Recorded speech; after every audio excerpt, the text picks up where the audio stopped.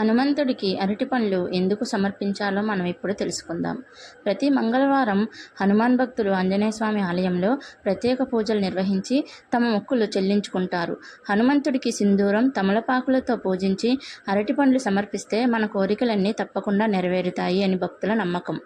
అసలు ఆంజనేయుడికి అరటి పండ్లు ఎందుకు సమర్పిస్తారు అంటే, శ్రీరాముని అవతార పరిసమాప్తి సమయంలో గంధమాదన పర్వతంలోని అరటి తోటల్లో తపస్సు చేసుకుంటున్న హనుమంతుని వద్దకు శ్రీరాముడు వెళ్ళి ఇలా అన్నాడట: నీకు ఎంతో ఇష్టమైన అరటి తోటలో ఉండి ఒక్క అరటి పండును కూడా తినకుండా నిగ్రహంతో తపస్సు చేస్తున్నావు.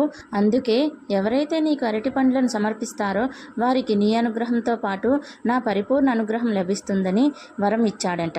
అందుకే ఆంజనేయునికి అరటి పండ్లు సమర్పిస్తే హనుమంతుడితో పాటు ఆ శ్రీరామచంద్రుని అనుగ్రహం కూడా పరిపూర్ణంగా పొందవచ్చు. మరిన్ని వీడియోస్ కోసం మన ఛానల్ని సబ్స్క్రైబ్ చేసుకోండి.